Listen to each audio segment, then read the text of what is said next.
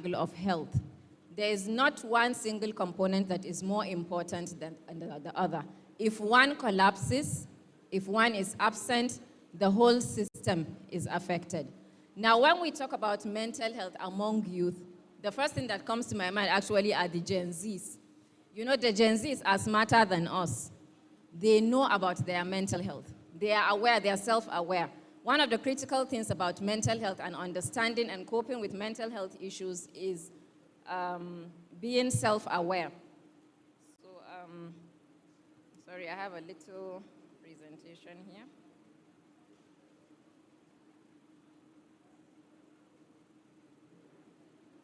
So what are the common, I've mentioned what mental health is.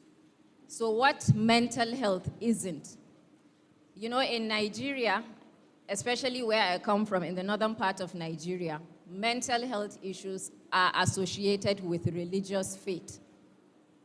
If you are not able to cope with a pain or with a loss, it is as if your faith is not strong enough. Is it true or false? Like you are not strong enough, your iman is shaky, your iman is weak, your faith is weak, your spirituality is weak. That is not true. Secondly, you can't mental health. You cannot pray it away. I'm going to give an example. Can you pray away malaria without taking ACTs? So mental health disorders are as simple as having malaria or diabetes. You cannot have any control over it, and it is not your fault, and it is not a disease of faith. Your faith isn't weak, you are not weak, and you are not crazy. And lastly, it is not something you can snap out of. People are fond of to tell you that I'm an extremely accomplished person, alhamdulillah, and I still go through moments of depression. And my husband will tell me, my husband is an orthopedic surgeon, so he will tell me that, but look at all the things that you have achieved. And I just smile. This is somebody who is a consultant in medicine, and he still attributes mental health awareness. Most of our community think any mental health issue is something that has to do with aljanu, a spirit, evil spirit. It doesn't mean that you are weak.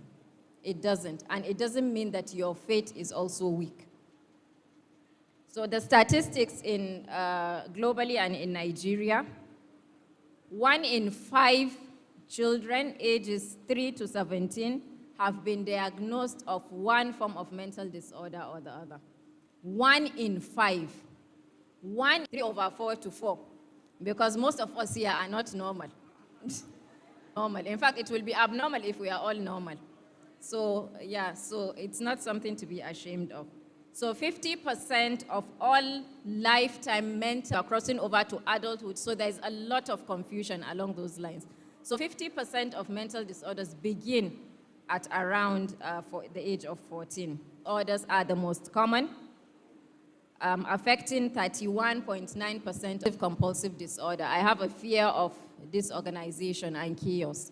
So there are people when they panic, some of them can go into shock. It's not a joke. They can actually go into shock. So that's a panic attack. It's also a form of anxiety. Different kinds of phobias, those that are afraid of heights, those that are afraid of water or insects or one thing or the other, those are kind. And anxiety disorders are really very common. In fact, they go hand in hand with depression. The statistics between anxiety and depression are